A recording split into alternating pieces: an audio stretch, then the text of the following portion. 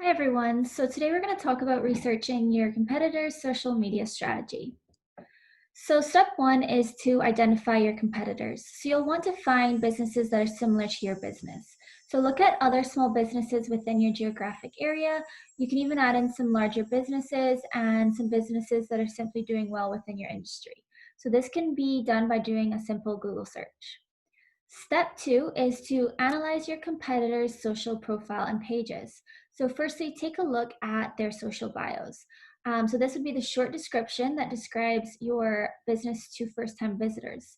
This will give you an idea of what keywords to use.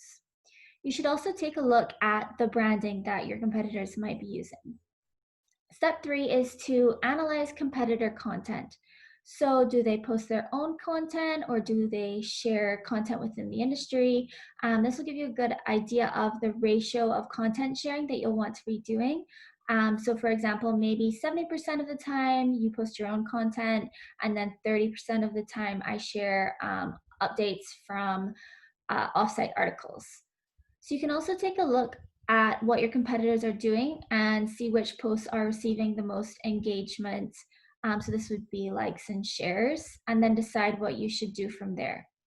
You should also take a look at if your competitors are using images or videos, and then see what's receiving the most engagement, and then decide if you want to be using images or videos. Also, do they use stories on Instagram? This will give you a good idea of what works best. Also, take a look at how often your competitors post and do they engage with their audience? Do they reply to comments? How many followers do they have? However, no matter what your competitors are doing, you should always try and engage as much as possible with your audience. So the last step is to monitor your competitors' changes. So the initial research that you do with regards to analyzing your competitors, that will be the most informative.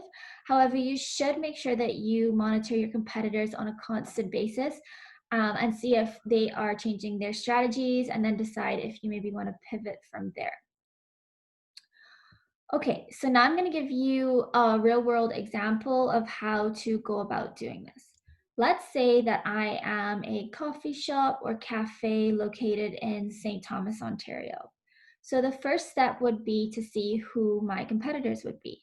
So I've created a list here of some of the competitors that I might have. And I did this by doing a simple Google search of coffee shops and cafes in St. Thomas and Elgin County.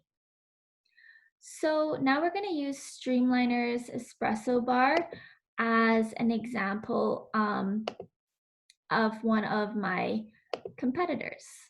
Okay, so we have their Instagram page here.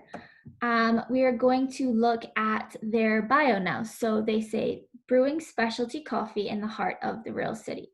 Great, to the point, makes sense. It's all there. They have their opening hours, and most importantly, they have included their URL to their website within this, which is a great thing to do. And then let's go on by looking at their content.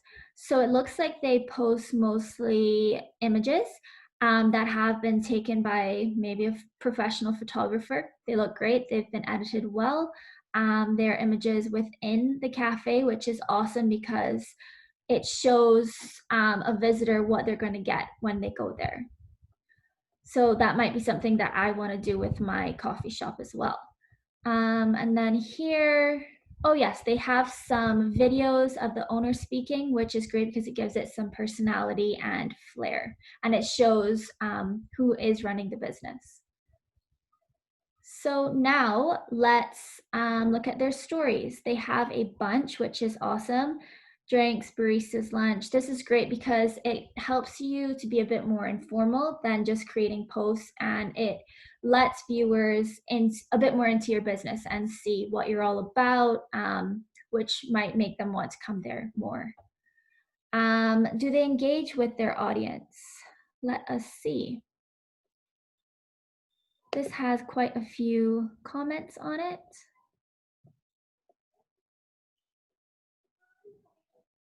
Yeah, so that's the owner.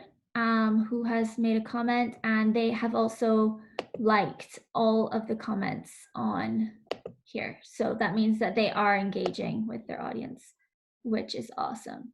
And now how many followers do they have? They have 2,267. That's a great amount of followers for a coffee shop to have. And then lastly, I'm going to make sure that I follow them so that I can monitor any changes that they're making. And then maybe with my coffee shop, I might want to make some of the same changes as well. So thanks for tuning into this week's video. We post new videos every Tuesday. Thanks for watching.